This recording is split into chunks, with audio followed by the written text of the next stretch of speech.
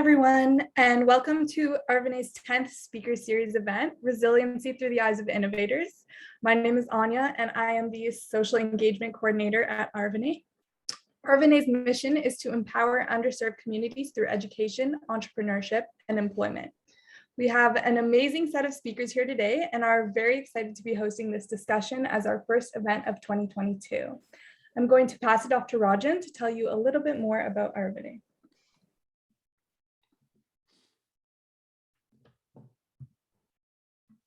Thank you, Anya. Hello, everyone, and thank you for joining us on a weekend. I know we have people joining from as early as on the Pacific time zone and as late as on the Indian Standard Time Zone from Sri Lanka. So thank you all for joining us today.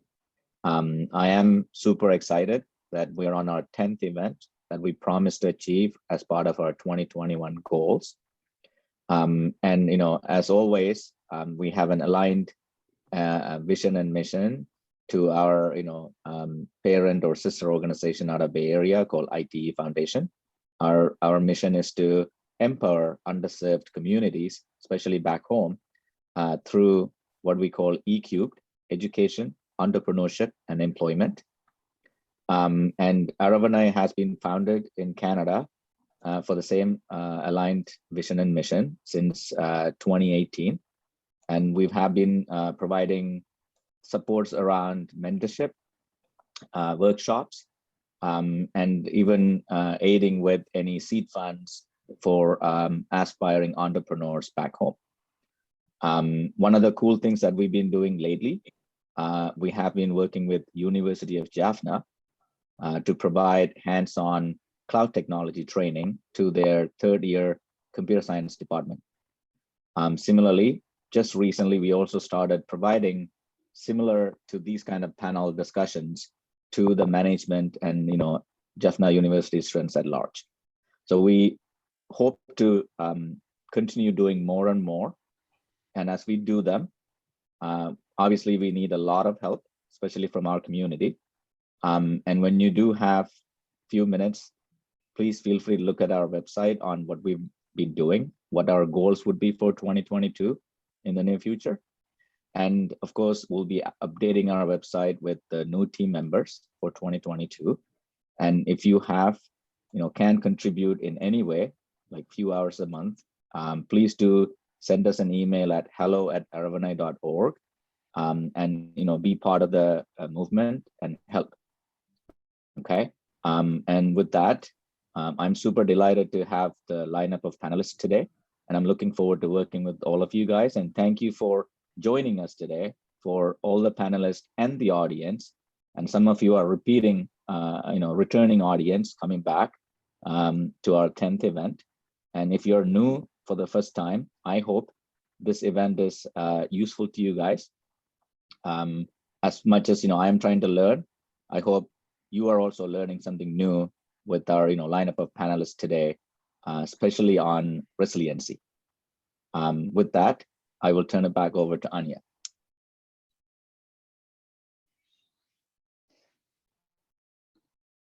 Thank you, Rajan. I want to turn it over to Agash to speak a little bit more on the volunteer program. Thanks, Anya. So hello, everyone. My name is Agash Sivasovi. I'm currently a final year engineering student at the University of Waterloo and a former intern in the consumer electronics space. I got involved in Aravanai about 6 months ago and have thoroughly enjoyed the experience thus far. What drew me to Aravanai is that the startup ecosystem is a perfect medium to give back to students and young entrepreneurs. As current and former STEM students ourselves, this is a medium that we're all familiar with, but at the same time has the ability to not only empower these underserved communities in the short term, but give them the education and network that they need to support themselves in the long run, as a couple of our amazing guest speakers will share today. Moreover, even as a Canadian-born student, I strongly believe that we are responsible for giving back to all the students back in our parents' homeland in a positive way through our core principles of education, entrepreneurship, and employment. So if you're passionate about helping out, I highly encourage you to get involved. There's a whole host of needs that we have, and as long as you're passionate, there's definitely some way that you can contribute. We're a completely volunteer-run organization full of like-minded individuals, and there's so much more that we aspire to do. and we need a diverse and constantly growing team to make this possible. So please feel free to reach out on our social media handles by emailing hello@aravanai.org, or even getting in contact directly with myself, Rajan Anna, or anyone else on the team if you'd like to learn more. We'd love to chat, share our experiences, and hopefully get you involved. Thank you. Thank you so much. Next, I want to introduce Sean Kumar, the president of the ITEE Foundation, to tell you a little bit about the foundation and its mission.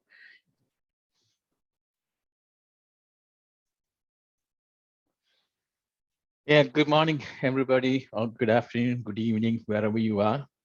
And I'm happy to be part of this event today. I am the president of ITEE Foundation, as Rajan said. Our objective is empowering underserved communities through ECUBE, education, entrepreneurship, and employment creation. And ITEE stands for Information Technology Education and Entrepreneurship Foundation. I just realized, looking at some of the information, that this organization was originally registered 20 years ago, probably before some of you were born. So we have been on this journey for that long. And frankly, Ruben, who is going to be on the panelist today, he's one of the co-founders or one of the founders of this organization back in 2002.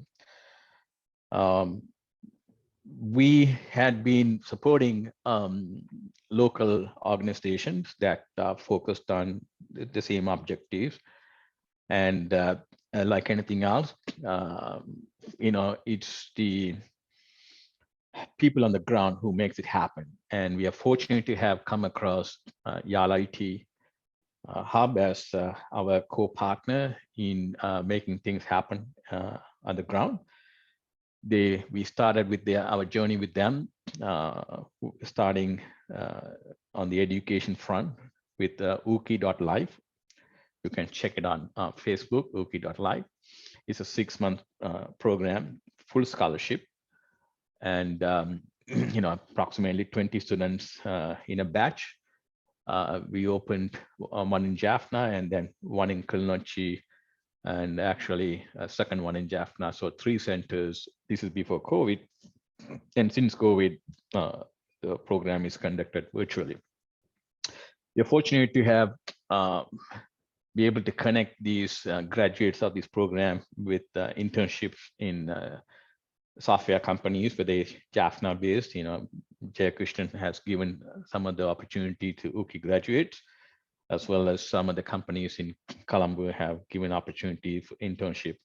So the focus is on students who complete advanced level, complete the high school education, but not able to get into the university. So the statistics is amazing in the sense only 10 to 15% of the high school graduates are able to get into 4-year college education in Sri Lanka. 85% or closer to maybe 90% of them don't have that opportunity. And so our goal is, how do we provide them an opportunity and make things happen? So we started the journey with the Hookie. Then we started supporting YAL Geek Challenge, encouraging competition, teams to present some ideas. The last time I was there in 2019, there were 400 people in the audience, which was amazing. And there were 21 teams who came to the final. And so we said, okay, what more can we do beyond giving these people the education and the aspiration to be entrepreneurship? So we started a fund to provide pre-seed funds for those who qualify to an accelerator program. So the accelerator program was launched in 2020, frankly, February 2020, just a month or two before COVID hit. And, in spite of COVID, YAL IT has been pretty successful in mentoring approximately 10 teams per 6 months program. So 10 teams per cohort. We are now in the 4th cohort. And there are approximately 20 teams which have got their pre-seed funding. and also proud to see approximately 10% of them going beyond the ideas into actually starting a company with Series A funding. One of them is really keep expanding, so which is the momentum we are expecting. We believe right now we have established a momentum for an ecosystem to continue to build up on it. This is a long-term undertaking. It's not going to happen overnight, and I'm glad to see Aravanai establishing the mentorship and the network to support the ecosystem that we are creating in the Northern News. So we wish Aravanai all the best and appreciate the invitation to participate. Thank you.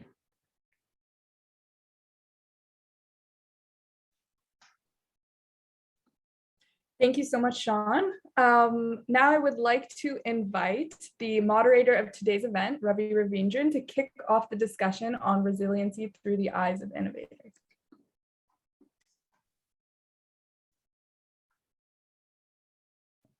Perfect. Thank you, Anya. And thank you, everyone, for getting us started.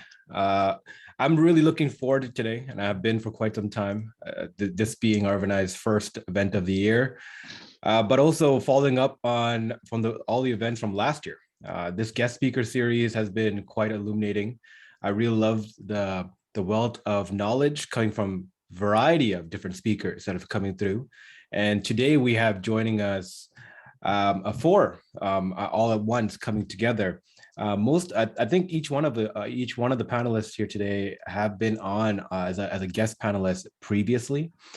So if anyone's interested in learning more about them, I 100% encourage you to go to the Aravanai website, their YouTube page, and find some of their materials from the previous conversations. But today we're going to be talking about resiliency. And I would invite today all the panelists to join on video. I'll start with a quick introduction, and then we'll jump into your personal introductions. So today we're having a discussion on resiliency. Resiliency being defined by the ability to recover, especially quickly, from difficulty or tragedies or disturbances to everyday life. COVID has now, I think we're entering our third year, which is kind of crazy to say. Second year, 2020, 2021, 2022. I don't know how to count that, but it feels like it's been ingrained into our lives. So when we talk about resiliency, we want to talk about what we have done to get over the disturbances and disruptions that it has brought. But also we want to be mindful that each individuals from across, depending on where you are, resiliency means something else. For those of us who live in Canada, we've been extremely blessed by a government that has supported the business community very, very affluently, and given us opportunities to get grants, get funding, and get different things to boost our resiliency. Not everyone is quite so fortunate. Not everyone lives in areas that has access. So speaking of resiliency, I want to start today's conversation off with that in mind, that resiliency means something different for each person. There are levels of resiliency, and we got to celebrate especially the most tenacious. But I would love to jump off first by introducing the speakers today. Sujatha, Miller, Ruben, and Jay, who are joining us here today. Let's start with Sujatha. If you can give us a quick intro on who you are and what we can expect to hear from you today. Thank you, Ravi. Thanks, everyone, and good to have this opportunity to chat today. So I'm currently leading the digital team and the portfolio management office at Sanofi Pasteur. I have a background in manufacturing engineering and operational excellence, Lean Six Sigma work. I've worked in various industries over more than 20 years. I started off in automotive, fresh out of school. My background is in engineering. I did electrical engineering, but I actually worked all my life in manufacturing engineering. So I consider myself a manufacturing engineer more than anything else. But yeah, so industries are automotive, medical devices, lab diagnostics, and most recently in pharmaceuticals. Happy to be here. Happy to have you. Miller. Thank you, Ravi. Pleasure to meet you all. So I'm Miller. I'm a computer science graduate from University of Jaffna, and currently I'm operating SenseMate and SenseAgro as one of the executives. So important part. So I'm like a tech background person, and I'm getting into the business development and relationship, public relationship. So that's what I core, and love traveling. Traveling a lot due to the nature of my business. Where I'm into agriculture technology, meeting a lot of people, and traveling around the country. So love to talk more, and happy to be here. Perfect. Thank you for being here. Could we have Jay on the stage? Hi, thanks, Ravi. And this is Jay, and I have been in the software industry for 6 years since I quit my job around 2016 and came back to Jaffna and did doing 3 startups. One is not a successful one, and the second startup is actually now taken over by Ruben. I think Ruben is here. It's happy to be. It's a pleasure to be people like that. It's actually my second startup taken by Ruben. I think it's Ruben's 33rd or 53rd startup. Right? So, and the third one is the Arogya Life System, which is my long-term passion, where I'm back to this Jaffna and doing something. It is about a smart hospital management platform. Has been 3.5 years with that startup right now, and we are successfully walked through the COVID period and booming up in this post-COVID, having more than 15 plus customers, including large hospital chains in Colombo. And yeah, that's about it. That's awesome, Jay. I love the multiple entrepreneurship angle. I think there's a lot to dissect there, but I saved Ruben, you for last, because I wanted this plug in. Ruben, could you please introduce us to the stage? Thank you. Thank you, everybody, for your time. I think that is the most important thing in the world, for people to come and listen to us. Hopefully, we'll give you some useful information as well as motivation for you to follow through your dreams.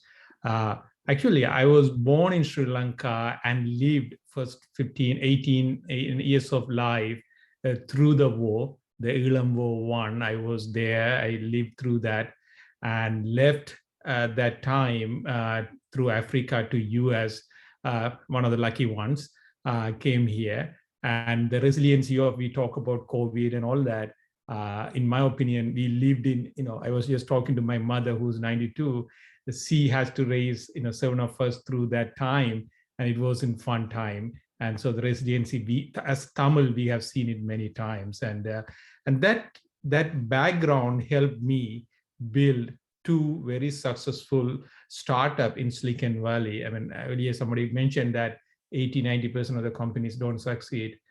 I can brag about it. I have 2 out of 2. Both of them are close to $1 billion exits, and I was able to do that. The main reason I do mentoring and come out and do these kind of session is that I want to give back to our community, as well as think about it. The person, as I came from Ploli or Point Vitru, some of you may know, and lived there for 18 years, coming to Silicon Valley, able to do all this. It's all, everybody can do it. I mean, anybody can do it. And the background doesn't matter. With all the information technology and everything is opening up to the whole world, I think everybody can do that. So that is my mantra, and hope you guys will take that out of today's conversation. I love that, Ruben. And I love the wealth of experience you're bringing to this conversation, especially with your working with innovators, all across the field.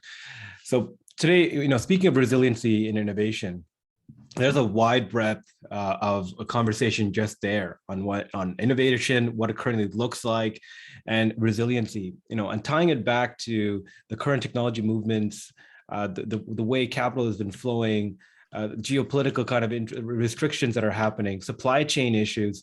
It seems that there's more opportunity than ever for innovation to occur and to be adopted, and yet barriers of entry and access to come in. It's such a confounding world we live in. And yet we get to do things like this, have a joint discussion globally with great speakers, all from the comforts of our home. So I would love to dive into, we want to separate this conversation into 4 main topics: learning and upskilling, creative outlets, people who are being left behind and how technology can be sourced to solve that, and predictions. What does the future kind of bring for this year and beyond? So I want to kickstart this right off with an optimal lookout for how we can prepare better and be resilient, with the discussion on learning and upskilling. What does that mean in a world where everything is digital and we're connected? How can we do this better for ourselves? And what is the long-term ramifications of continuously learning and upskilling, even in an environment where we might feel comfortable and working from home? Kicking it off, Sujatha, I would love to hear your input here. Thank you, Ravi. Yeah, so I mean, learning and upskilling in this era of digital transformation that we're all part of, whether we like it or not, we are part of this digital transformation that is happening all around the world, and which we all know has been accelerated, right, in a lot of ways because of the COVID pandemic. Learning, upskilling, and reskilling is a critical, almost a must-have for anyone in the workplace today. It doesn't matter who we are, from the CEO down. Technology is changing so rapidly that no one is ever done learning. So there's a shift in mindset, and it has to be more of a learning to learn, sort of situation. So I feel like there's a few behaviors that one must possess, going forward to be successful and to sort of adapt. And we talk about resiliency, and the way one key component of resiliency is the ability to adapt. So general intelligence, that's one core component. It's what we all have and what we're born with. But beyond that, it's, as I mentioned, is the ability for us to adapt and pivot. And then the third part is what I call learnability, or a learning for life mindset. It's a little different than, even my time when I was younger. Gone are the days when you get hired for one role and you stay in it, or even if you don't stay in that role, you stay in that trajectory. So, you get hired and you learn and you get your experience, and then you sort of go in that direction. That's not the case anymore. That's not what I'm seeing from my experience. People change roles almost completely sometimes within 1 to 2 years. From my own personal experience, in the last few years, I've changed my hiring tactics. I don't necessarily hire for experience only. I do hire for, and what I've been looking for, especially in the last 1 or 2 years during COVID, I've made a few hires, and the people that I've had join my team are people that I feel are able to quickly learn, quickly pivot, are very comfortable in gray, are very comfortable with uncertainty, that thrive in uncertainty. I think those are the kind of people that are going to those are the skills and the mindset that we need to sort of embrace and sort of see more of. The ability to adapt and pivot is going to be critical, and the ability to learn. That, in my opinion, is a little bit more important than even experience and what you were taught in university. So, but it's an amazing opportunity too. I see it that way, because we all have the ability to sort of try different things. Personally, that happened to me. I've even though I've moved from industry to industry, I've had to learn and pivot, but it's been such a growth experience for me. So I can attest to it. And more importantly than the hard skills, the technical skills, which are, again, with digital transformation, we're talking about machine learning and analytics and basic digital literacy.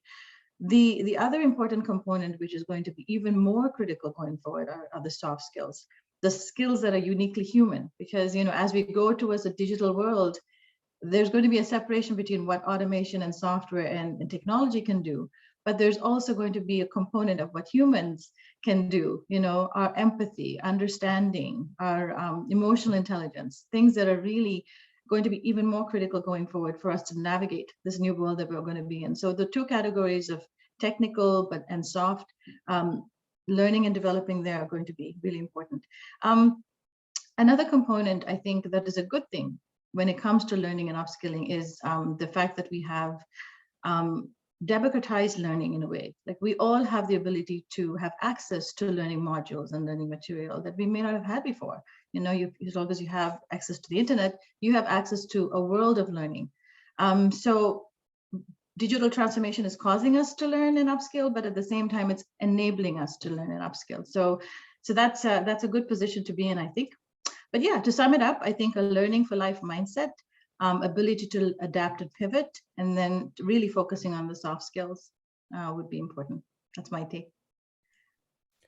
Yeah, I love you shining the importance of why learning and upskilling and having a continuous mindset of doing that has never been more important than now. But I would love to invite the panelists. And Ruben, I see your hand up. Start with what you're learning and what you're currently upskilling and how you're doing that. I'd love to learn from that. Yeah, I mean, I think you guys looked at it. I had an extensive background. I think I'm in the industry for more than 2 decades, close to 3 now. And looking at it, I'm continuing to, reinvent myself. If you look at it, last 2 years, I have written a lot, read about it, and even went into different media to make sure our message is out and all that. All those, actually, people ask me, I mean, you're trying to mentor other people. It's one part of it. Other side of it is I'm learning new, my son teaches me TikTok. Someone teaches us about LinkedIn, how it is effective. I think Ravi and I talk about how impactful LinkedIn for professional versus looking at other social media and looking at all of those. And so if you look at it, if you had to be continued to be evolving and understanding what is making very good impact, because that's another part of the learning people tend to miss.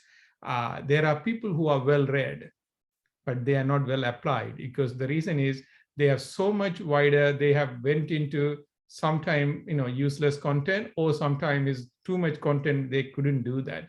So the learning part of it is in this digital age where you can go to Khan Academy, to various aspects of YouTube, educational videos, you can learn, but learn to choose the right content and learn to apply them and refine yourself. I mean, that is one of the things which I reiterate through my writings, as well as when I talk to people about it. I'm not a well-read person, but I have good knowledge by bouncing off ideas with different people and talking to them. So I just want to make sure people don't take it as learning mean going and reading books after books after book, but rather learn some new habits and apply them. And the quick last thing to add to that, in Silicon Valley, there is a thing called IT person.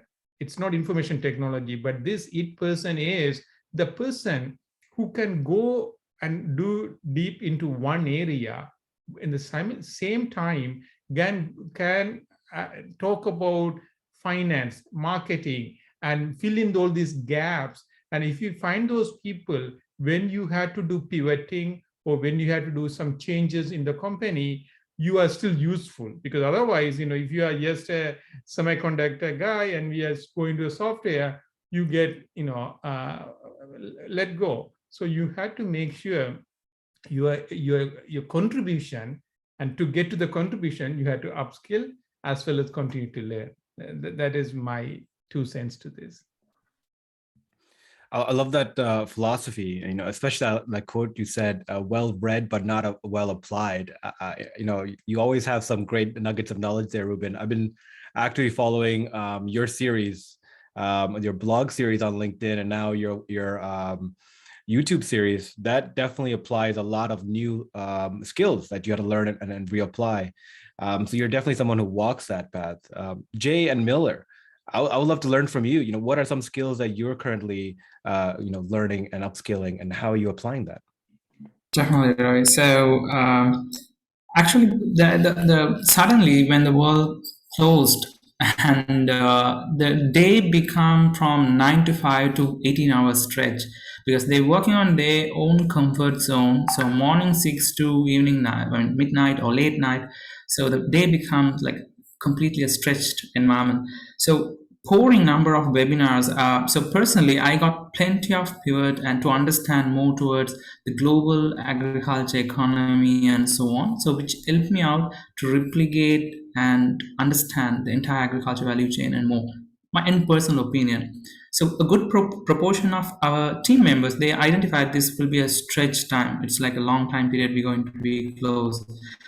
So many of them start MSc. So that's completely become virtual. So that's just observation. It's not a force fit we forcing them to do, but it automatically employees started to choose their academic paths to embrace themselves.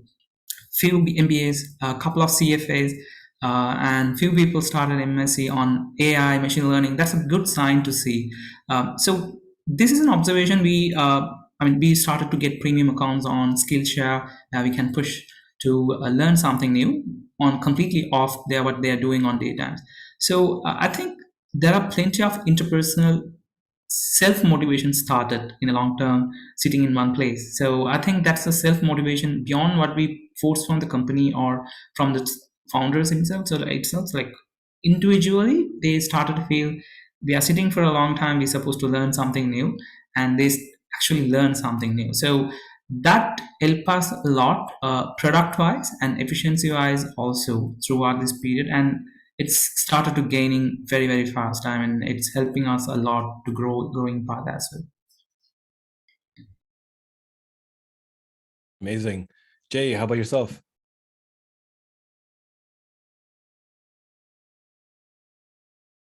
Jay, you're on mute. Yeah, sorry. Yeah, maybe this is not a good time for me to learn at this stage of my startup, right? So, but one thing over this COVID time and this post-COVID time is that I'm observing a lot of changes happening with my customers. So I'm at the stage that I'm living with my customers, right? So I build a product and it's working on different hospitals. And then once I am into more and more hospital, this COVID started impacting. And the when I compare with the heading of this topic, the resilience is more than how resilient we are, how resilient our customers are. It's a very important thing that I'm observing, right? So for example, on this COVID, hospitals are losing their staff, right? Staffs are right, afraid to come and work in the hospital environment. How are you going to do a business with a hospital? How are you going to make money out of them? So there's an interesting pattern of things happening throughout this start of the COVID to this peak time to now again the variants coming. So they are preparing for another wave, and then the wave is coming without when you are not prepared. So there's a lot of things happening and it's very dynamic in my industry. So rather than learning something, I would say I'm observing what is happening, which will give us a very good foundation to lay out my product towards the landscape, how this COVID is changing the healthcare. Wow, I love that kind of framework you mentioned. I've always felt, and I know you would agree with me here, that a startup is like a mini MBA, a compressed MBA. It's a vehicle for learning. So I agree with you there that through your company you're seeing different things because it gives you a lens to pay attention to things that you wouldn't. One of the great things about running a startup or owning a business is that gives you a level of empathy. For your customers, for the people that work for you, for your family members, have to deal with the stress that that comes dilutes from you, and with that comes to the we can kind of dive into our second topic here: creative outlets. How do we creatively have an outlet for some of our compressed feelings and angst and issues that we deal with either at the job or working on your company? How do we creatively have an outlet for dealing with all that? Or how can we creatively use our outlet as a way to explore and identify new areas of expertise? So I would love Miller to start off with this kind of with this talk. How are you doing with this? What are your creative outlets right now? What does that look like, either for fun, for entertainment, or just for your soul to make you feel better? Definitely right. So it was very interesting for us because our team are like comparably very very young. So average is like 26 25, that kind of range.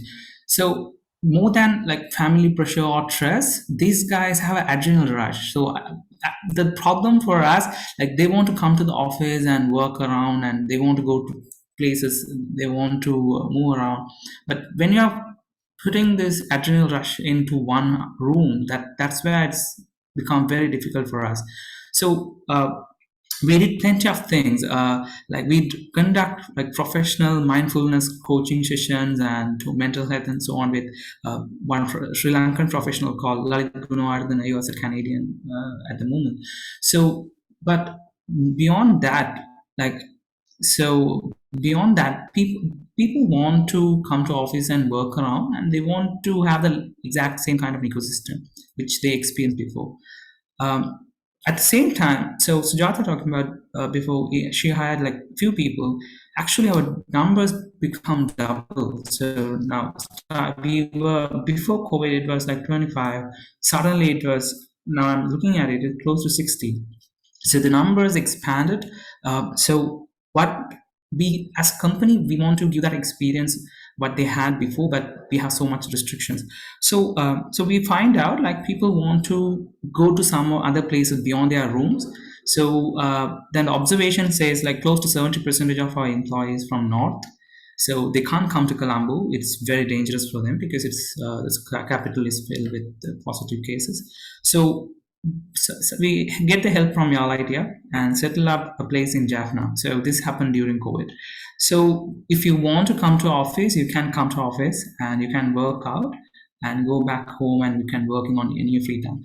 And we allow them to work on their free willing time period. So only one stand-up meeting in the morning, but apart from it, they can schedule their own timeline to work out and give the delivery. So suddenly we can observe our calendars fill even 1 a.m., 2 a.m. They are comfortable to working on that time period. So it's completely okay. Only for the executive team, we supposed to spend close to 16 hours a day to listen to this guy to otherwise. So we started to listen more from getting feedback. So what kind of things do we need and so on. Thankfully, the nature of our business, we are working on the agriculture ecosystem. So we got e-passes even to travel during the lockdown period. So to do deployments and so on. So we get like a round robin where we took people, random people from software to QA to everyone from business to the deployment area where they get like a transition. So this is an only opportunity where you can go out, officially. So that's where we took these people around, travel around the country. So I traveled more than the time period I traveled before on this time 2 years period.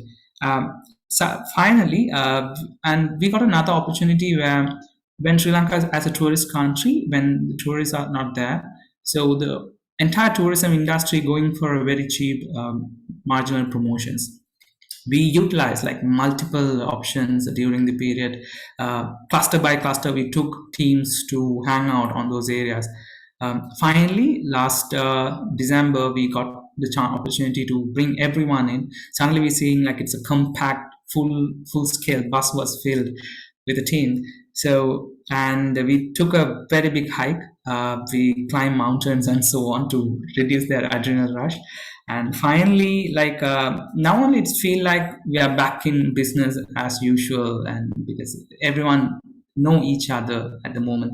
So suddenly like 60 people, they never met these 30 people who worked before. So this fantastic opportunity. So handling young people, it's kind of different compared to a normal corporate office structure, and working more emotional, it's more working physical. So that experience we able to give throughout this period, I believe. No, that was, I think you gave us a lot to decompose there because, I knew this is a loaded topic. Ask an entrepreneur about creative outlets, they'll immediately switch to their startup and talk about, what's going on there. I think you mentioned one thing there about climbing a mountain with your team. Was that part of, a company exercise, or was that like a team building environment? What did that look like? It's a team building environment. Basically, like 40, 50 people climbing together, like it's a completely rough ride. And we stayed in a fire camp and all. So the day went close to 3 a.m. in the morning throughout.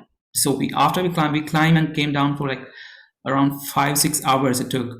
still these guys are up and running until 3 a.m. in the morning with the fireside and so on. So I think handling young people more than a diplomatic approach in the corporate environment, it's more physical approaches. Thankfully, we are also not that old. We are the oldest people in the team, but we are 30. But so that helps a lot, definitely, to cope up with them on their speed and energy. I love that, the climbing the mountain. You just triggered a core memory in me. One of the last things me and my family did before we left Sri Lanka, I came to Canada at 6, was actually climb a mountain, and we had like a fireside, like a campsite experience. And that just memory just came back to me so core. And thinking about that, like having these kind of things outside of work with some of the people you work with, especially in like a high anxiety, a high impact area like in a startup, is so important because it binds a culture together, a culture that's working towards solving hard problems. I love that you're implementing these kind of exercises, utilizing the beautiful scenery around you. Definitely right. So even if you saw a social media post, you can see the deployments and people working in flower gardens and so on. So our engineers are working on hardware and high-tech AI, machine learning, and so on. But these guys, more than the pictures you can find on online, it's not something the office environment, the work culture, or secret Santas, or sitting behind a computer. That's not the exact case. In our case, these guys are going to feel talking to farmers and hanging out in rural environment. So I think that's a different experience where we have 95% retention rate in our employees for the last 7 years. So I believe that's one of the core area which keep us going with the same employee for long term with trust. I love that. Jay, I would love for you to join in. Yeah. How are you utilizing creative outlets? Yeah. So as a company of Arogya, we are like our core value is trips, right? Trip and mini trips. We call mini trip, like suddenly we plan and we go every month, we go somewhere else. So our value is trip. We really work for going a trip. When is the mini trip? Where we are going? So before that, what we have to finish. This is how people talk in the company, right? Even I was bugging Ruben, and he also has one of my startup is running from there. I was bugging Ruben, we are going trip, your team also should come in the WhatsApp all the time, right? But if you take the context of the Arogya, we have to keep 99.99% uptime in hospital, because even if there's a small issue in our system, people start stacking up in hospital. So this is how we are handling the customer.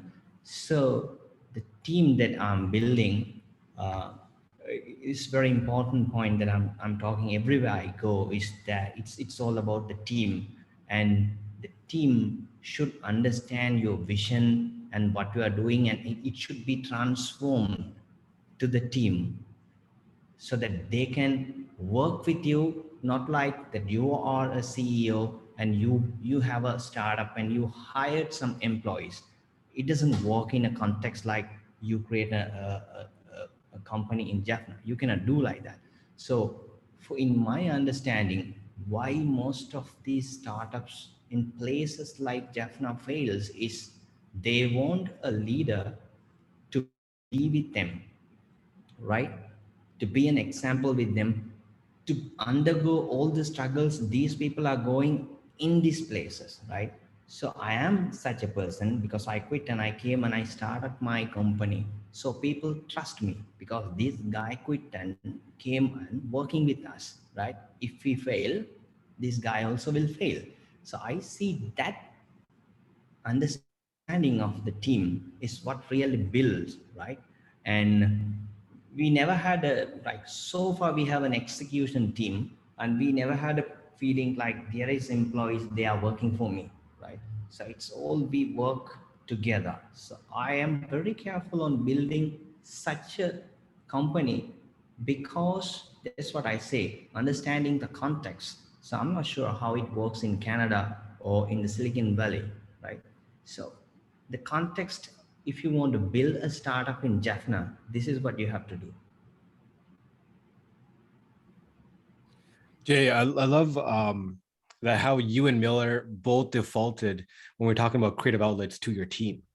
How you facilitate creative thinking and creative problem solving. These are some things that entrepreneurs always have top of mind, especially when you're building a startup and running a team environment. I'd love to hear from the two others in the panel, one who is a seasoned entrepreneur who's now an investor, and Sujatha, who is working within a company to innovate and create innovation. How do you two, think about creative outlets, either personally or in a team environment? Maybe I can just jump in. So yes, you're right. I mean, it's really interesting to hear from the entrepreneurs here, and on the focus on team. And so yes, within a company, focus on team is just as important.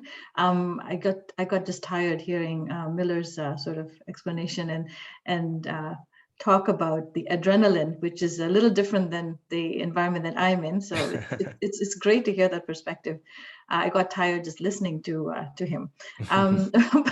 So I think, especially in the last 2 years with COVID and the fact that we have exhaustion from just being digitally connected all the time. For me personally, it's trying to disconnect. So as much as I can, and I don't do it as often as I should, but really, doing nothing, literally, just having some time where you just sit and, look outside the window and have a cup of coffee, or, just try and not be on electronics.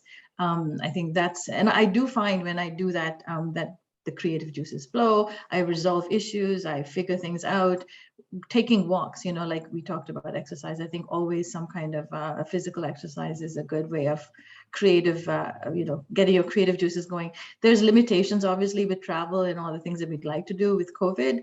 But, and so the other thing that really helps me is connecting with friends and, sort of having that network, even though we can't meet physically. Because of technology, we can do, we can connect socially on Zoom, and we have done that. And whenever there's a window of opening when we can get together, then we go on hikes and we do something physical. So those are some things within the team.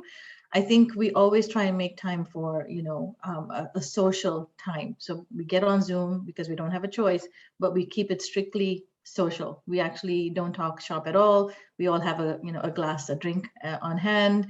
And then we just we have some dedicated time to socialize and get that out of the way. Absolutely. Ruben, I know you're itching to jump in here. Yeah, there are multiple things. I think these guys resonated. There are two aspects of it always. You have to look at it. One of them is, as the entrepreneur, rightfully, these guys always go back to the company as the family, as the extension of their life. And then, everybody who's in the team are part of their brothers and sisters, and trying to get this, that trust, build that trust part of it, and use those and the extracurricular activities to do that. And to be honest, I mean, the people who sometimes question, oh yeah, is it going to be efficient doing startup in Jaffna or in Sri Lanka and all that? And look at the people who are listening to us around the world. Look at these two guys. And I can vouch for you, when I did both of my startup, we did the exact similar things in Silicon Valley. That's what these guys are doing. And I know when I worked with Jay on some of the ideas he had for launching, people getting together, various things, and it was so amazing. Same thing, Miller and Jay, the SenseMate. I mentor them and I talk to them, and the way they bring in the team and make sure the team is not just coming to work and do things, but they learn more and interact with more. So those are very important. And one additional point to make, earlier Miller made on the customer centric, taking these guys, this is an opportunity for them to take it to customer, to travel. To give some background, my startup career started because of that. When I started my first job, I was an engineer and I was working on, a modem chip. Modem is dial up for internet. It is in 90s, it was coming up, and we had a huge bug in the chip. And suddenly and they needed somebody to travel to the customer and debug. Without even knowing, I wasn't a firmware guy, I was a hardware guy and all that. I raised my hand and said, oh, I can go, because I was single. I was willing to take that journey, and going to that customer and sitting with them and looking at it and using from their point of view what Jay nicely explained, but the customer issues and all that, understanding that was the most critical takeaway, if I would say, from this, any budding entrepreneurs, think about customers, and whether you put yourself in their shoes, and have you travel and met them to unleash. On the other side of it, from my personal point of view, I love cooking, and so I spend time with a lot of time cooking with my kids. And my second daughter is she's a high school student, but a very, is like a chef like manner, as well as he orders me around to clean all the pots.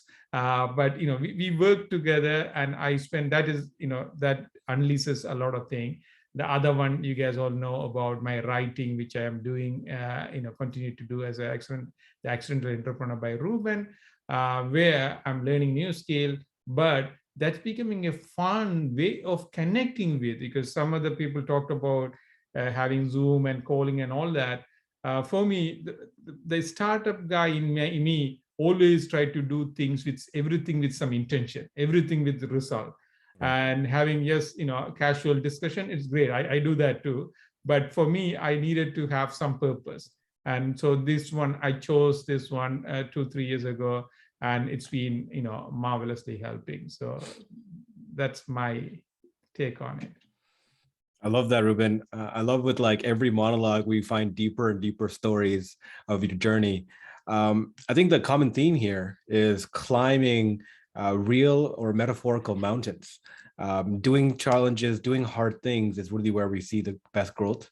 And one of the best places you can find happiness is when you come out of a hurdle, come out of hardship, come out of a challenge that you're taking on, and you succeeding regardless of it.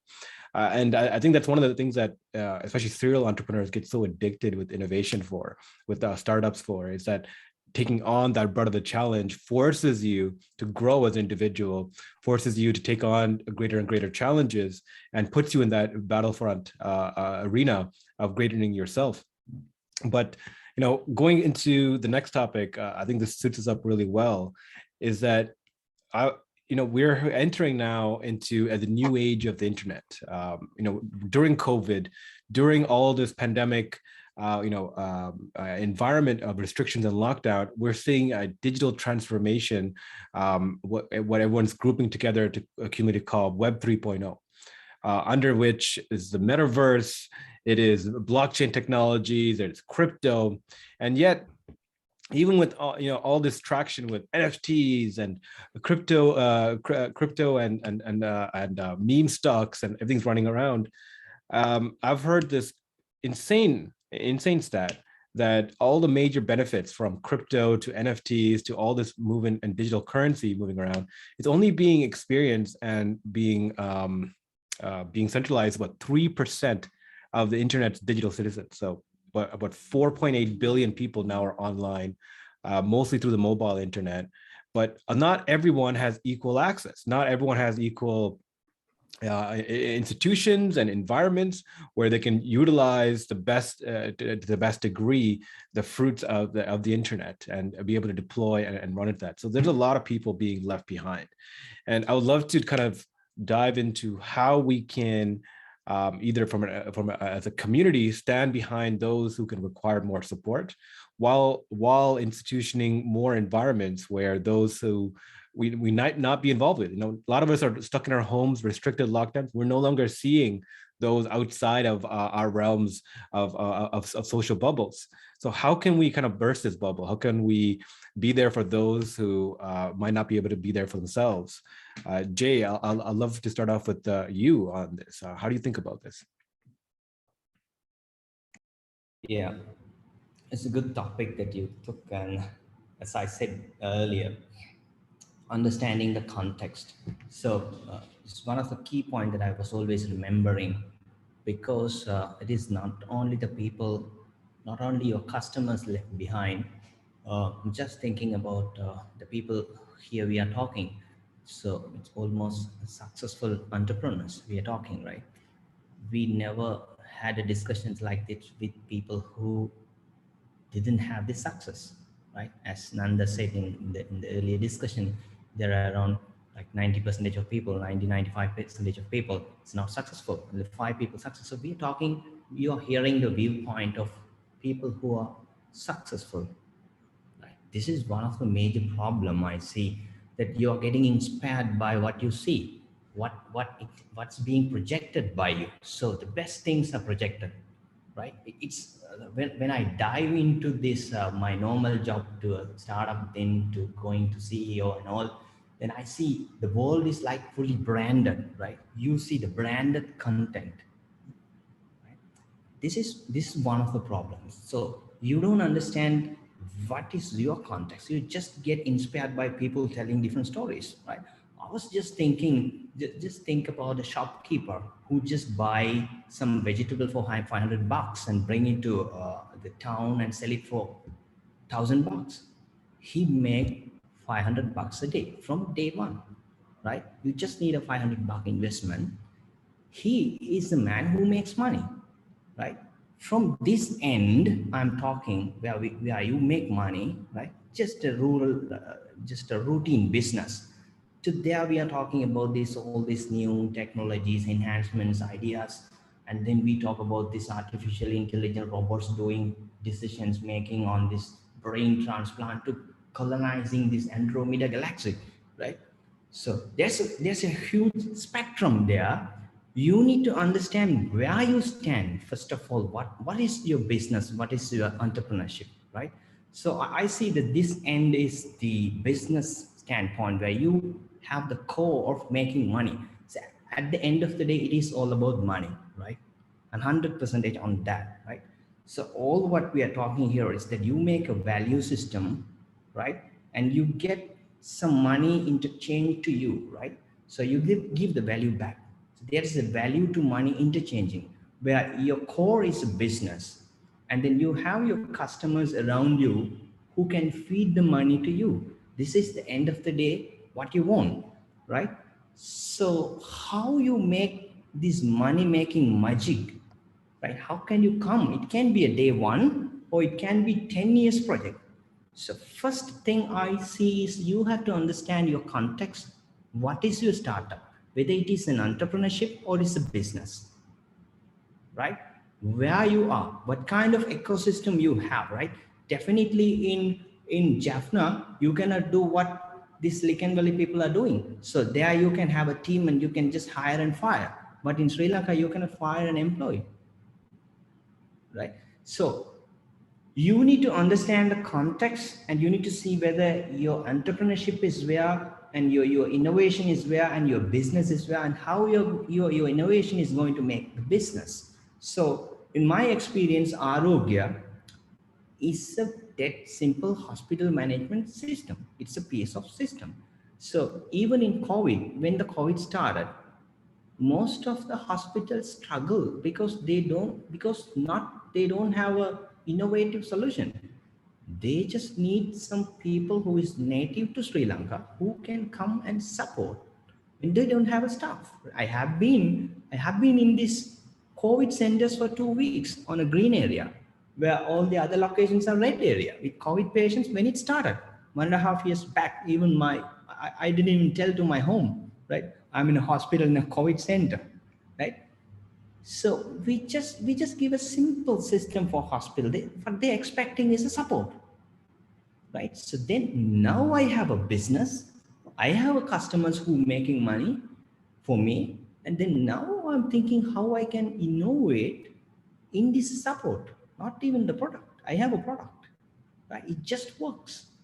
So maybe I have different perspective of how this futuristic technology and how it can change and how you predict. And also in my context, so since I'm talking from my context, what I understood is most people are getting inspired without understanding their context.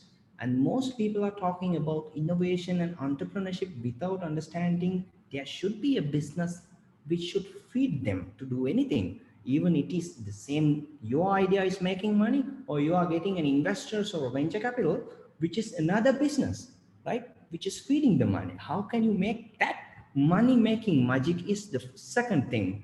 And then when you have this money making magic, how can you make sure the people who are interchanging money is surviving, right? The resiliency of those people. So I'm mostly concerned about that.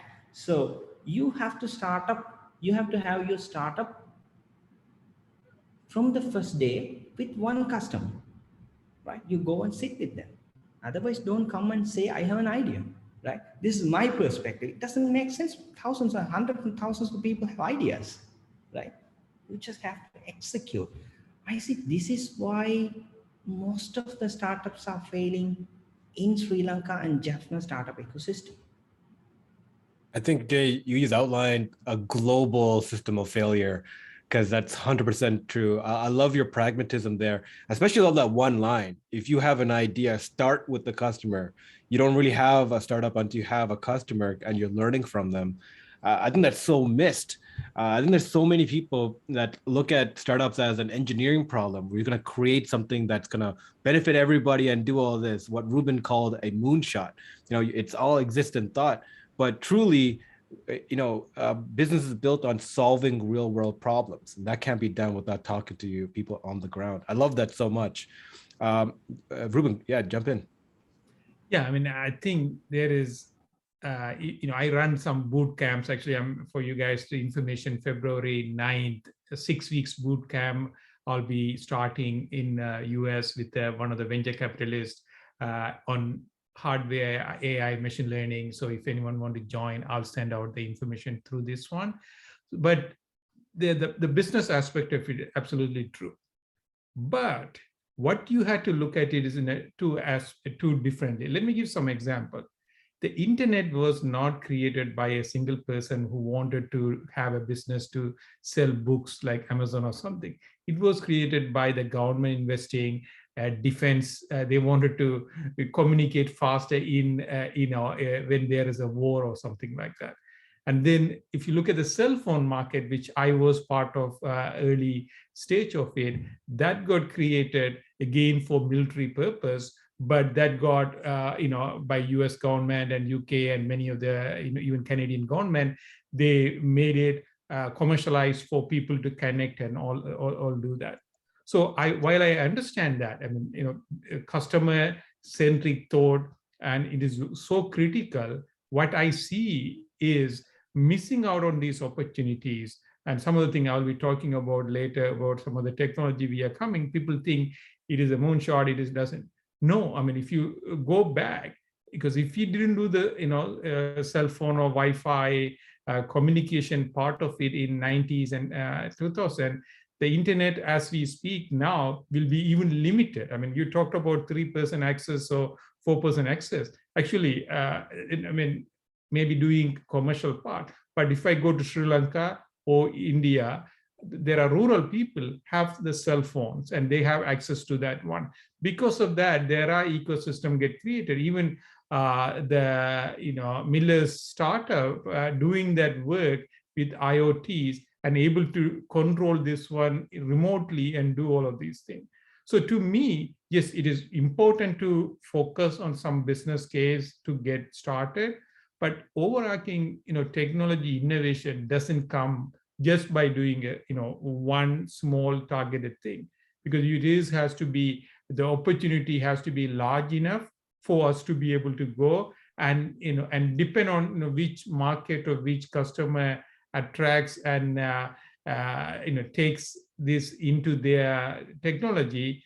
And we need to be able to do that. I mean, there's a good example of Amazon. I mean, he started with selling books online. That was his own goal.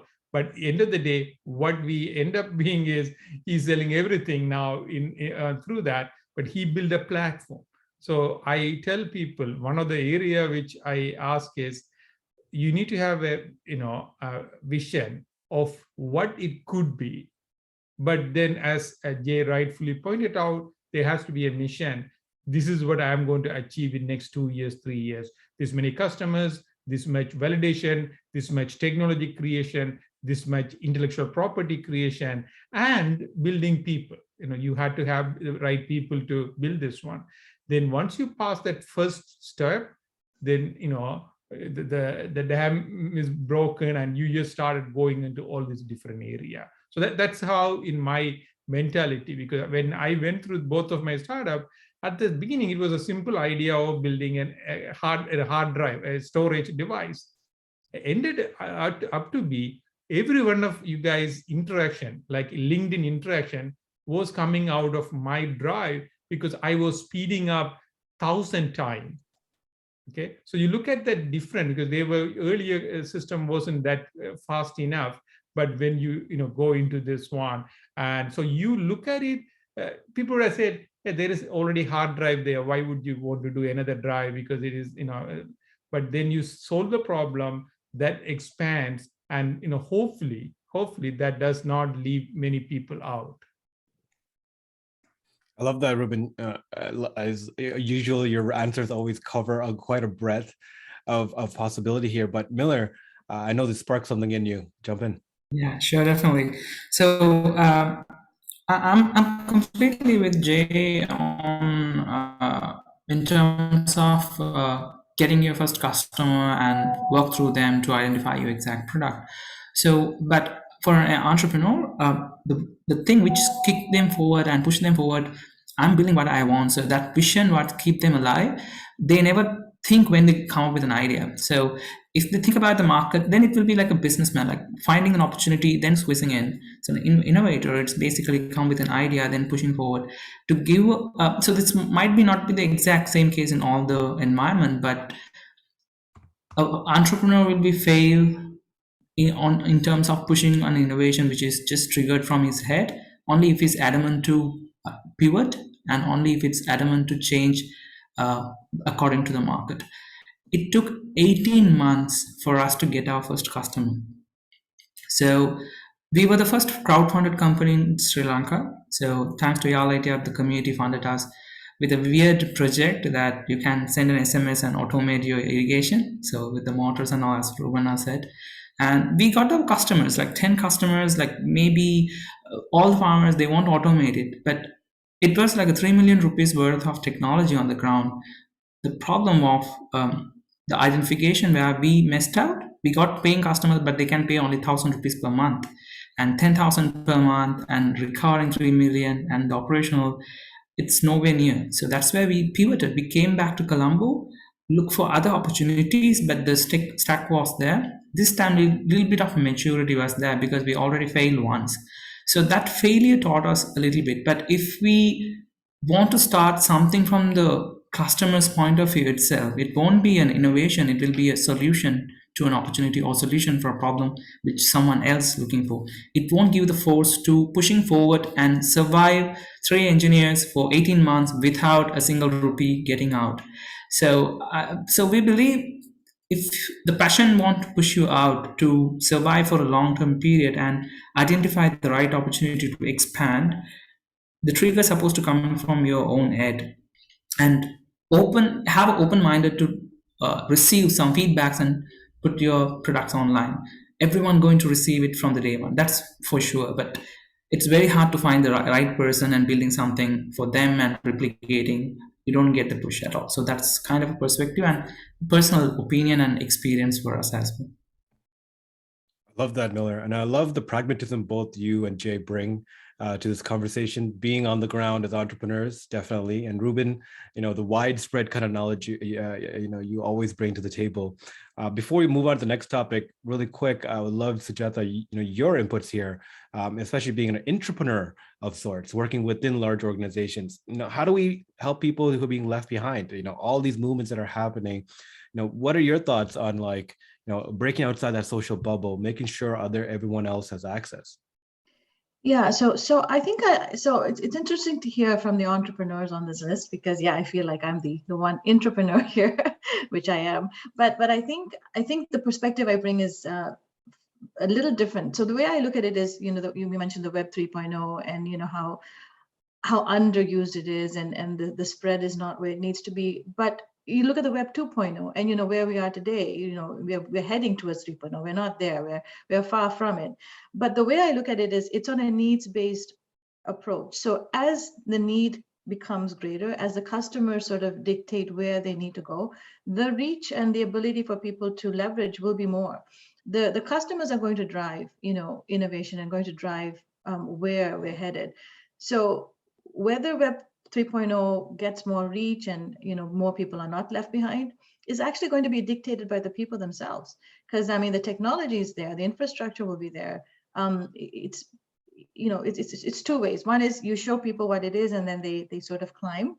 But also the other approach is, what do people need, and do you give them what you need, and then they will get there. We are at a place where with Web 2.0, it's, you know, you mentioned in the billions. So I think the infrastructure and the platform is there. Now it's a matter of what do people need and how do we address them. If the need isn't there, then maybe it's okay that, you know, that we don't have the reach that we have at the moment. It'll come over time.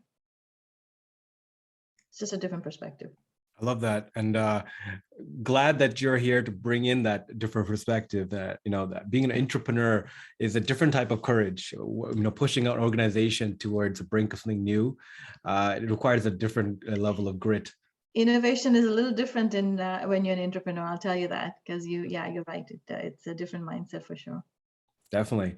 I want to move on to, I think, the most exciting part of our conversation. What I've been looking forward to is predictions. You know, from the perspectives that you each bring. I'd love to hear your predictions for the coming future. It could be for this year, for this decade. I myself will end off with like a few points, but the idea here is be not just programmatic, but also bring in your realm of thoughts and experience into this. So either one prediction you have and an explanation what it is, or a series of predictions that you feel to come fruit, that you either look to, you know, gear your life around, or see opportunities spring out of, or things that you think we should all be mindful of, that these are greater changes and challenges that will be coming forward. So Ruben, I'd love to have you start this off. I know from your perspective, Silicon Valley investor, you see so many different innovations across the board. You're seeing people tackle it on these challenges, and through them, you get to learn a lot about markets and the insights and the problems that people are trying to solve. What are your thoughts? What are your predictions? What does that mean to you? Yeah, I mean, I'm being in the Silicon Valley and, you know, the center of a lot of actions. I could go one whole session on this one because of all the changes and all the investment people do. And as an angel investor and see about 300 deals every month, and there are companies come through our organization, we weed them out and all that. So I try to connect with the longer term goal with the shorter term. And if you look at the problem wise, there are food shortages, climate impacts, and supply chain, which are becoming so critical lately, and the healthcare from distribution point of view. There are 3 or 4 areas I threw out there, but they have underlying, you know, the COVID, one angle, it made, you know, a lot of people suffer, a lot of challenges and all that. On the other hand, the digital innovation, digital transformation, and things have changed so much, and how they are getting applied into that. For example, food shortages, part of it, you know, Sense Agro is doing a great job from Sri Lanka and trying to create some of those. So basically using IoTs and technologies which is available. And that is, I mean, it's interesting. We are doing, you know, in Sri Lanka, this is being done. It is done in US. I mean, if I have a friend, Pat, who's in Idaho, you know, Central and Midwest America, they are addressing the same problem with the climate change and the food shortages. They had to figure out a way to create that one. And the second one is, again, on top of that food, the climate change part of it is another area which is becoming so critical.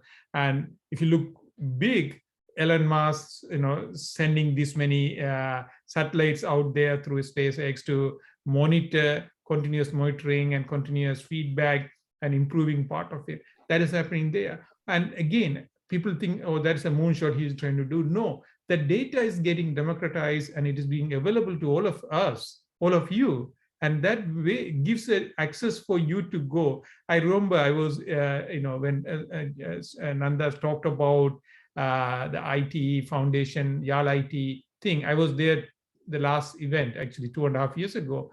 There were people looking at it, looking at the water supply of Jaffna and how that is going to be affected, and the salt, detection, various aspects.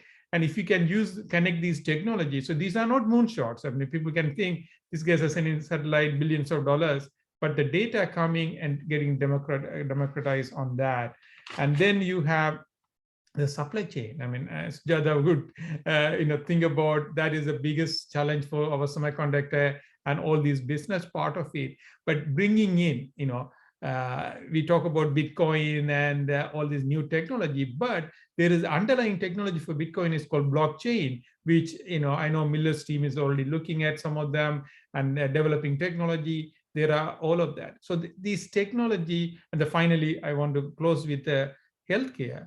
And, I think Jay and team have done a marvelous job on the, getting medical, remote medical access, as well as, booking system and managing the hospital digital part of it.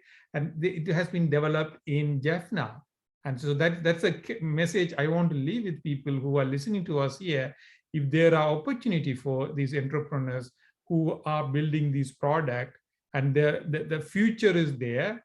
And I try to bring, for example, Miller's, Sensicro and SenseMate to US to bring out.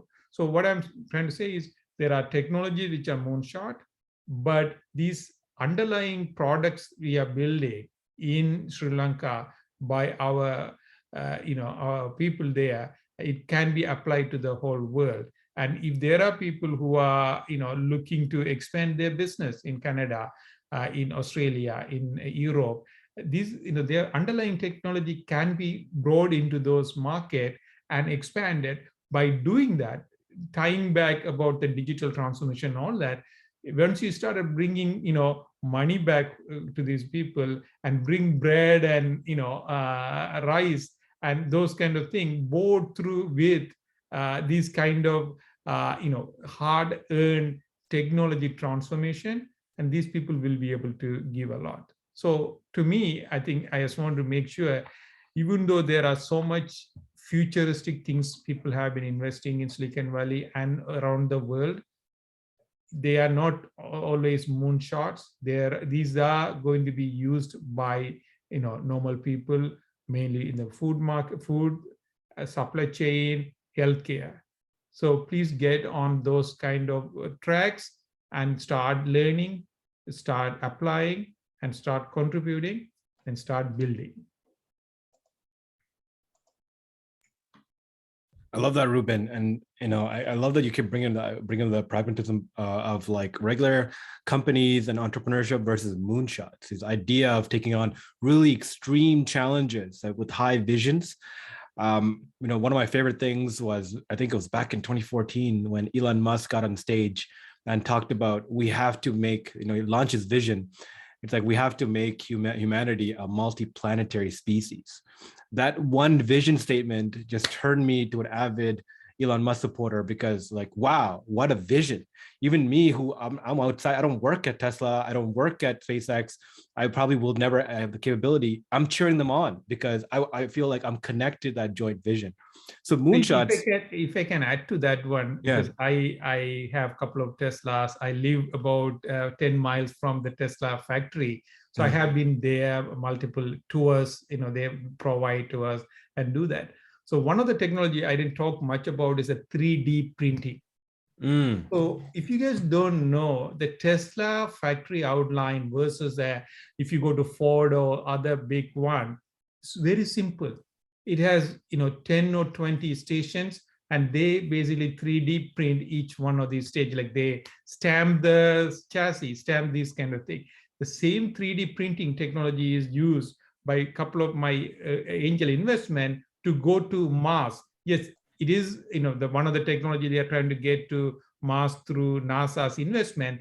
But what is their take is take that 3D printing technology and transform our manufacturing. So because if you look at it, China and there are a few countries are dominating on that.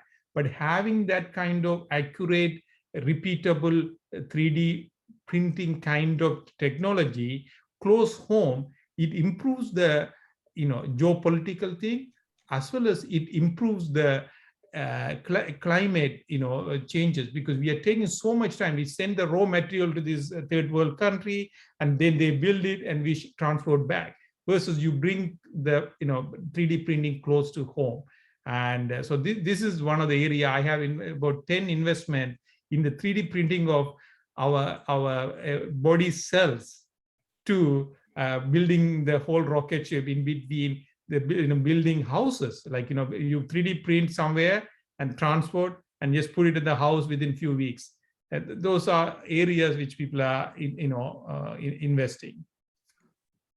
I love that. And that was what I was waiting for, Ruben, to talk about the different new technology that's going to open up new forefronts of innovation and startups and businesses. So I really appreciate that. Sujata, you had your hand up.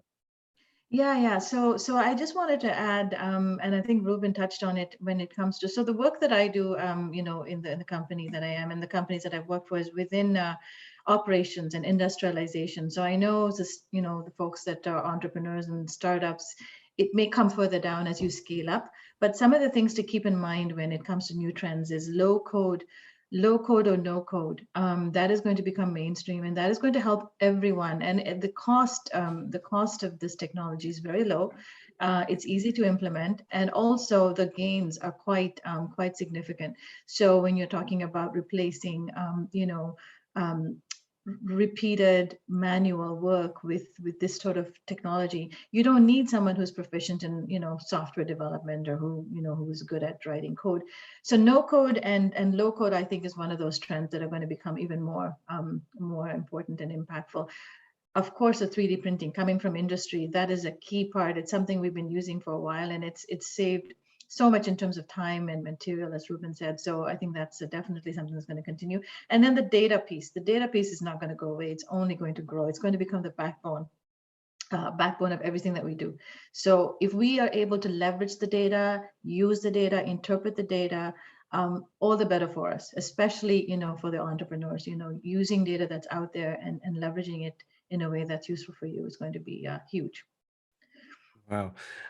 Yeah, I think coming from especially an industry perspective, I've been seeing how enterprises and companies are going to shift in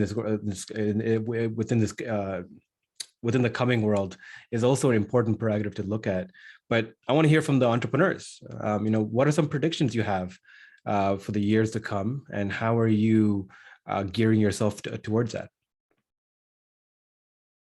Right. So let me take you through on our observation for this particular year. So COVID opened up different doors.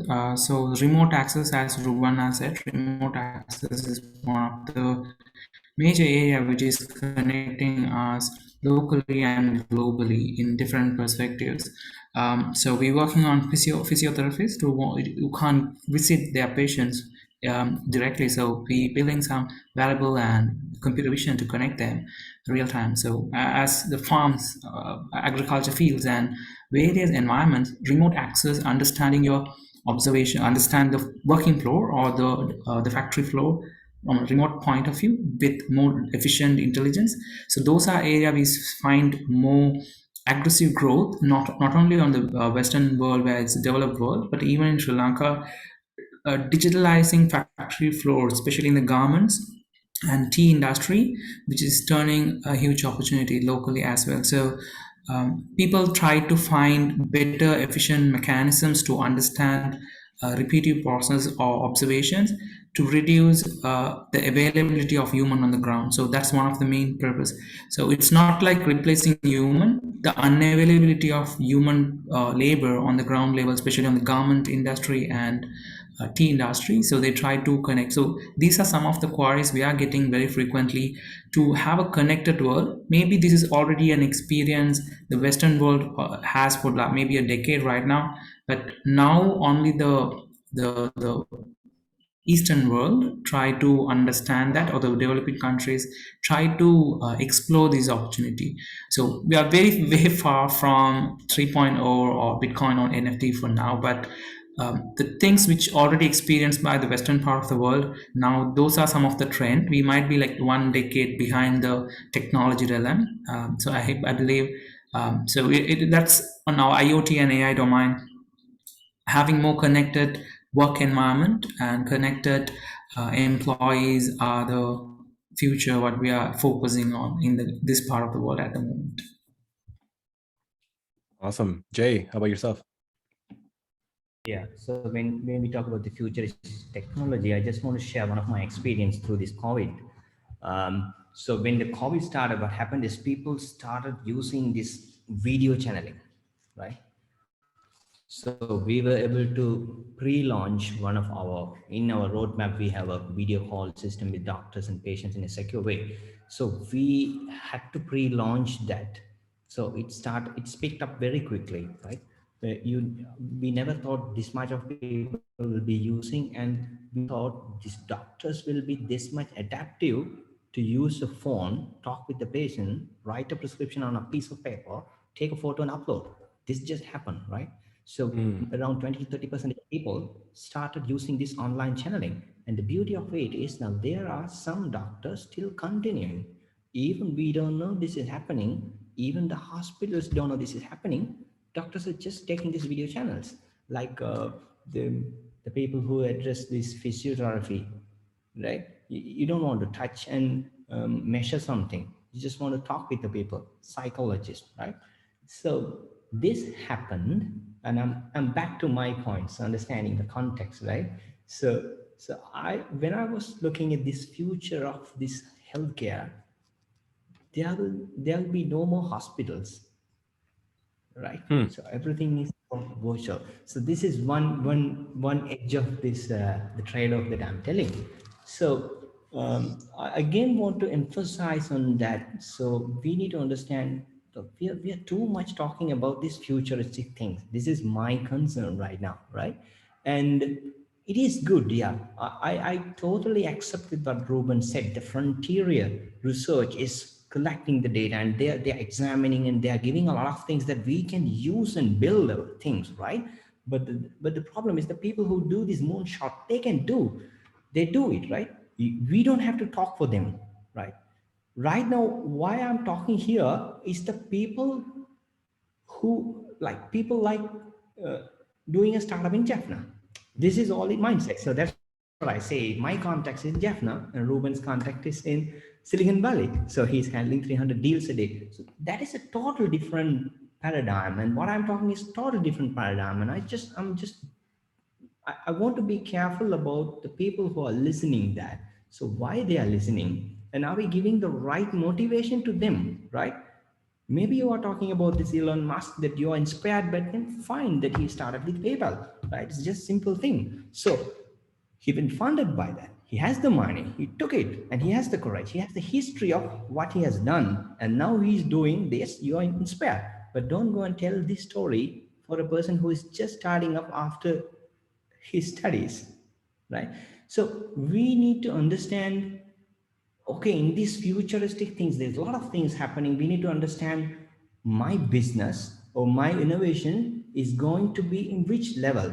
So intelligently putting that boundary is one of the key factor for resiliency here.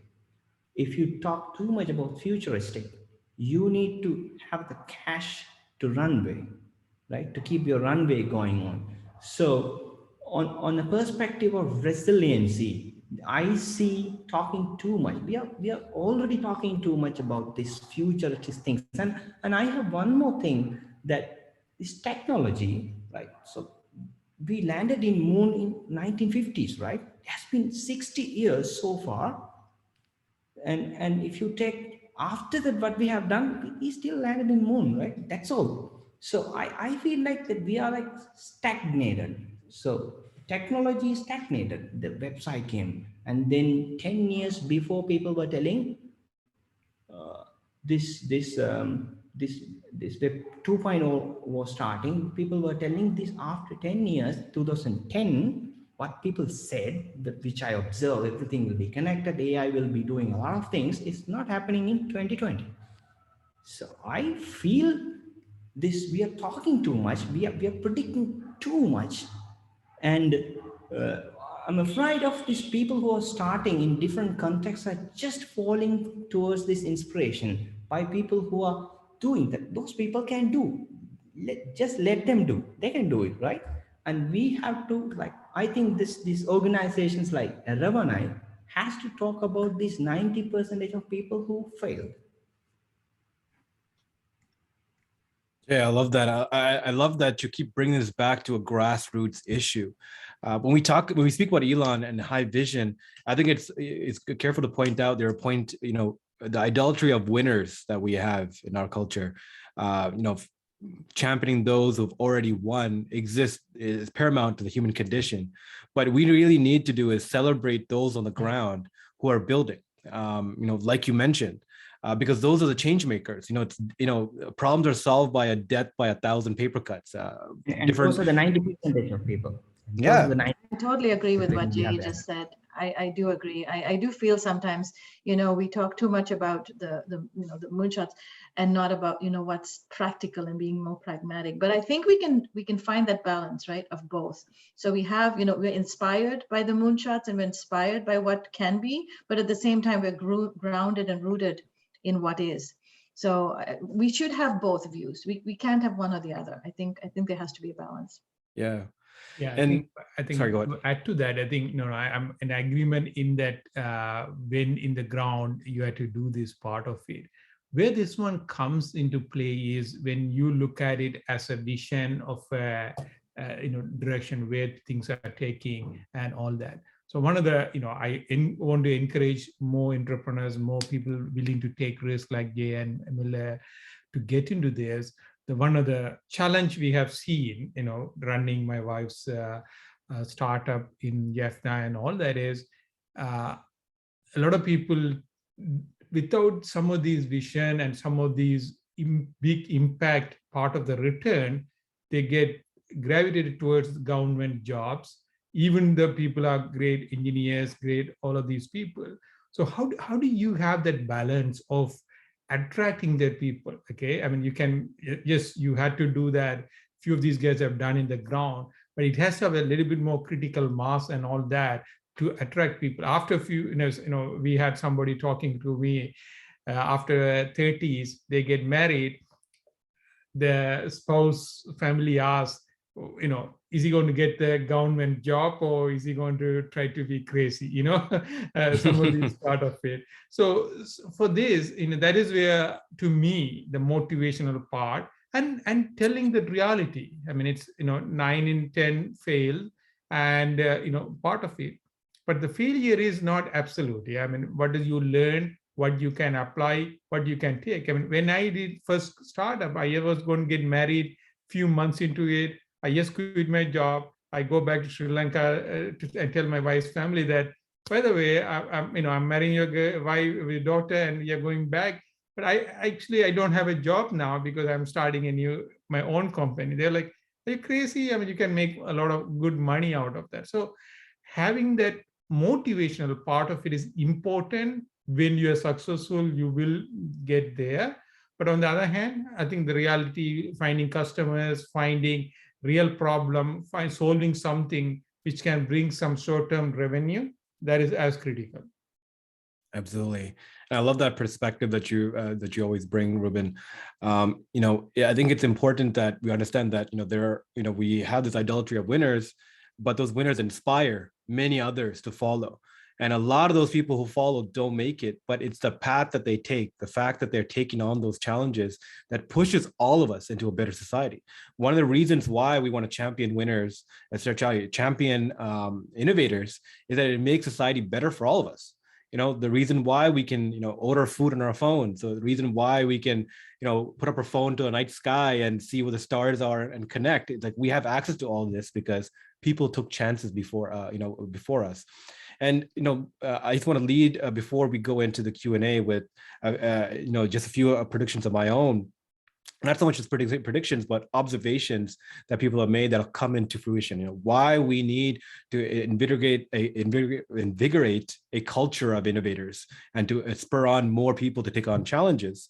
The next coming decade, we're going to see 2 billion people dispersed due to climate change and the increase of natural disasters. We know this is going to happen, and yet we don't have the infrastructure, we don't have the support mechanisms to do that. And the greatest supports coming is going to be from people in these affected areas being pragmatically affecting change and committing to problem-solving techniques. And with that, coupling with this, the opportunity that it's going to bring of all these displacements going to bring, there's also the financial movements. This coming decade, we're going to see a new financial system, a global financial system coming to fruit with fintech, enabling a lot more, programmatic capital to flow. So with that, wealth creation is going to spiral. There's going to be more avenues, opportunities for wealth creation, and probably a lot more gaps between those who have and who doesn't. That's always going to become an increasing conversation in the coming decade. And this is going to come in full fruition. In North America, it took 300 years to develop a $6 trillion economy. Right, up until 2013 to about, I think, 1776, right? And from 2013 to 2019, the economy grew by $6 trillion, right? And we're going to see that now happen in like shorter lifespan. Like the economies of certain areas are just going to just keep increasing as technologies and capabilities further increase developing an infrastructure. And this opens up opportunities for both people who have capital to share it and invest into places that require it, but also hopefully the real hope here is for people on the ground who are building, who are trying to make changes for the local communities. They themselves will be empowered to have access to resources, knowledge, and capital injections that can affect on the ground kind of changes. So with that, I think that really shows the mission statement that Aravanai and its partner organizations are really on. And the reason for why these talks are so empowering and so engaging is because I think we naturally know that these kind of movements are going to happen, and we ourselves has to be geared towards that. Now, with that in mind, we have a variety of questions here coming from a few different formats. Some of them are preset from registration. Some of them are asked live in our conversations. Some of them are coming through different channels. So I'm going to do my best here to route these questions to the right person and make sure we get through them all. I'm going to take on the first one. It was asked by someone, by Tas in the comment section, and he was talking about how the panel is the panel suggesting there's a need for both innovation and solution development. I want to start with this because I think this is a fundamental definition of what innovation is. It's actually solution implementation and solution development. So the reason you start startups is to containerize, build a vehicle for an innovation. But ultimately, an innovation is solving a problem, right? The market, the free market capitalism exists. The market rewards those who solve problems, and companies are vehicles to do that, to allocate resources, to build a team, and to implement those kind of solutions. So I hope that helps us. That mean innovation and solution development go hand in hand. With that, I do want to jump into the few other questions. I'm going to start with the RSVP questions because everyone asked ahead of time, and then we'll move as the time allocates us to the follow-up questions here. So we'll start now with how do you cope with losing motivation if you don't have any customers yet? And I think it's a continuation. Okay, no. So how do you cope with losing motivation if you don't have any customers yet? Jay or Miller, I think we app for you to respond. One of you want to take that? Yeah, maybe since I told that you have to start your business with Yeah. customer. So I may be the wrong person, but this is what I'm again saying. that you have to be intelligent enough to set the trade-off, right? So if you are building an innovation, you need to make sure what is your money making magic, when are you going to achieve it, right?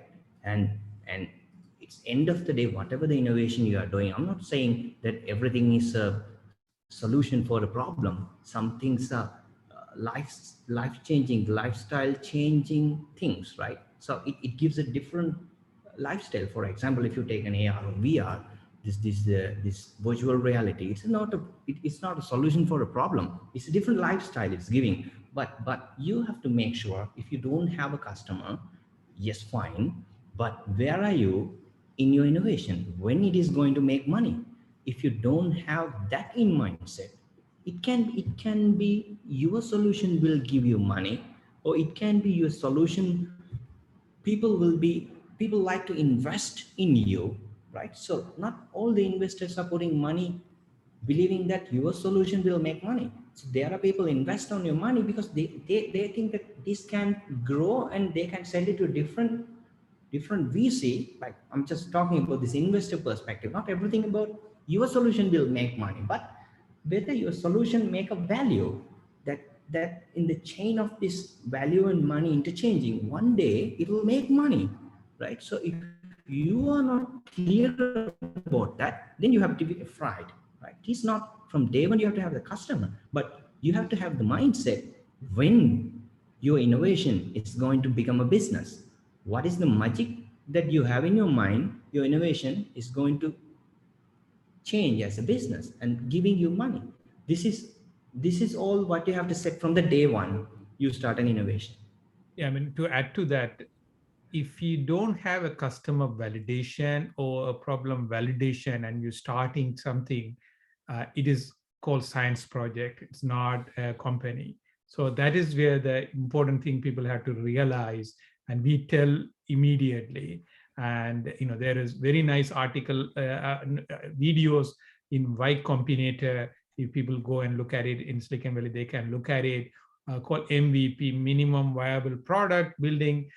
All of those are, what it comes with it is, basically you have some idea. Did you validate with your customer? Who are the people who would sell?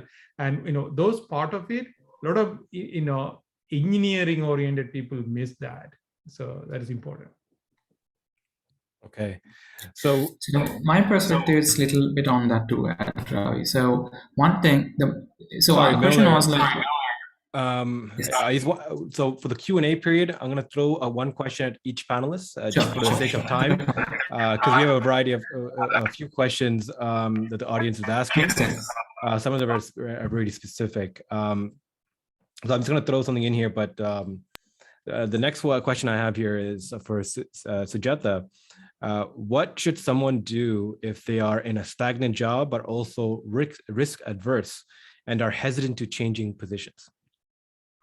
That's a really good question, and that's a very common question. That's something that that's a very everybody sort of goes through that at some point in their career.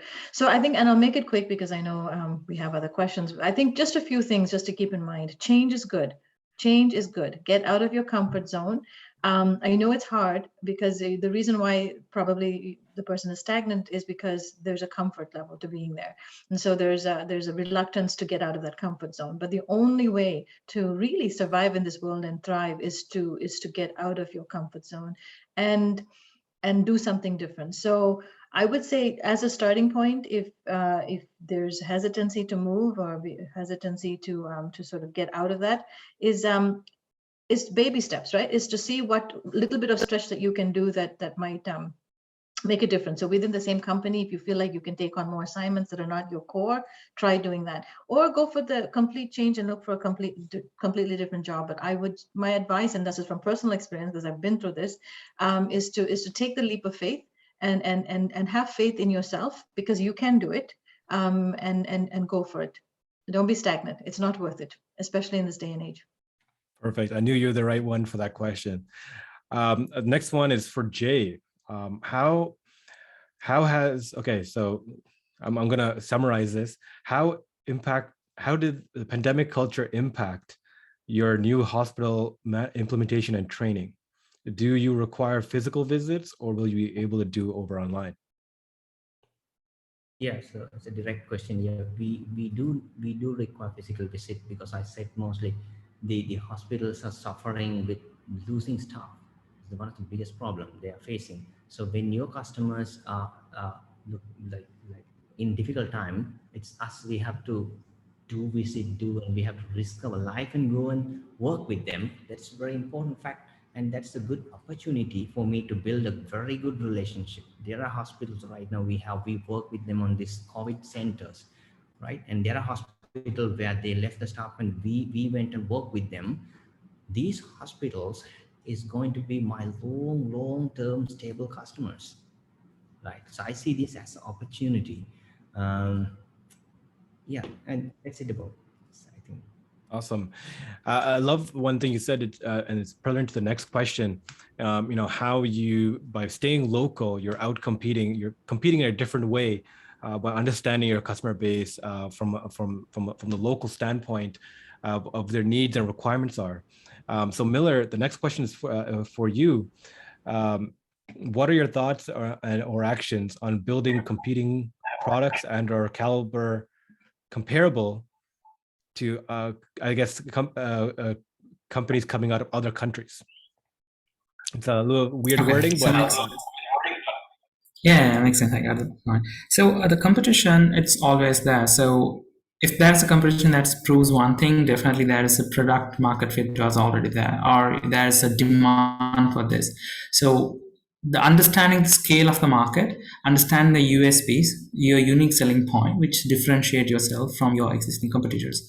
So the important part, mostly the South Asians, we configure the affordability and the products.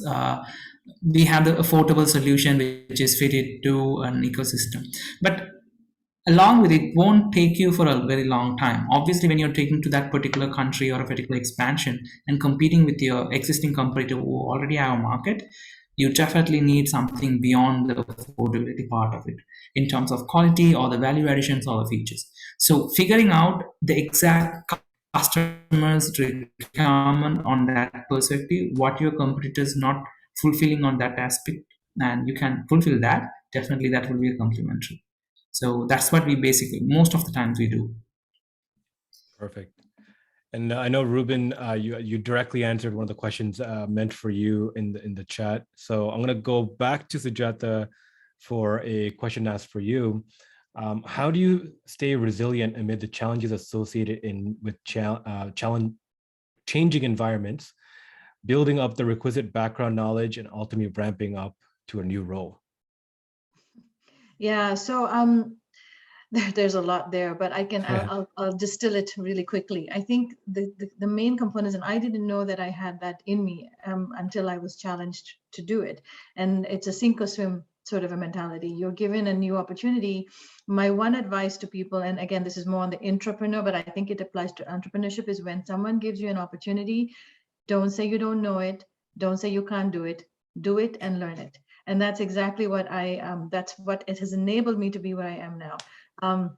I changed, as it said, completely different industries. I went in cold every single job I took, and this is in a leadership position. I had to learn, I had to understand, and people started throwing, not people, management or my coworkers started throwing things at me to take on. And you can either you can take it on and take it as a challenge and learn, or you can sink. So I think the main message is, as every one of us has the ability to do it. We all have to learn. We all have to take on the challenge, but don't say no to opportunities that come your way. That's how you're going to grow. Even if you're not comfortable, even if you don't know it, do it. Say yes and learn. Yeah. I would also add is like, be in environments where you're given opportunities. That's something that a lot of people miss out on as well, is that they don't put themselves in places where opportunities come to them. Yeah, so I've been really enjoying this conversation. Unfortunately, we do have to wrap up, but I want to end off with blending two questions for accidental entrepreneur Ruben. Ruben, so I'm going to blend two questions here together. So what are your top 3 tips for younger generation entering this domain? And also, how do you know as a professional when is the right time to jump in Okay, so sorry, to make this move into entrepreneurship. Yeah, I think actually it goes into what Sujata was saying there. There are opportunities, you don't time it. It comes. If you don't take it, whether in a corporate life or in a startup world, at that time is an opportunity cost of it. You don't take that one, you may miss out on that. So the first thing is just you have to take it and run with it, learn along the way, and call on people. I mean, I am there to help you, many of the, to mentor them, reach out to, there are other people. When I started 20 years ago or 23 years ago, I was one of the first Sri Lankan entrepreneur in the Silicon Valley. I didn't have nobody to call. And I had to suffer through a lot of new learning, not just in the company and all that, building the, registering the company, equity distribution, venture capitalist negotiation and all that. I never had any experience on that. But now we have so many people, so many places, people can reach out, and there are enough material to go after that. So yes, make sure, take the opportunity, don't say no, and then learn. And there are enough channels to go after that. What was the second one? I think maybe I covered there. I think you covered that in bulk. That's why I kind of blended those two together. Yeah. But absolutely. And I think one of the common themes that we were bringing back to this, just to wrap up, is the idea of a social capitalism, that the realms of capitalism can be put towards solving social issues. And one of the fundamentals of innovation and startups is that solving problems generates wealth for you, for your customers, for your team, for the community that you're in. So by spurring on innovation, by making it easier and accessible for more, we're inadvertently allowing wealth creation, allowing problem solving to happen at a wider degree from various angles, which we all need. And we have outlined today the different realms of why we need more innovators, why we need more innovation. So hopefully this discussion here today has invigorated many of people who are attending, inspired, or even championed those who feel like they want to take on the hard path as well. I think we can wrap up cleanly here with the discussion points we've had. Anya, can I have you back on the stage? Yeah. On behalf of Aravanai, we would like to thank our wonderful moderator and panelists for taking the time to share their knowledge with us and for having such a candid and informative discussion. We also want to thank Articulate Asia, Tamil Culture, and the Canadian Tamil Professionals Association for helping us promote this event and helping us with outreach. And for all of you listening, for your time and your questions. Have a wonderful rest of your day, everyone. We really appreciate your time. Thank you. Thanks for the opportunity. Thanks for having us here. Thank you. Thank you for everything. Thank you so much. Bye-bye. See you around. Bye.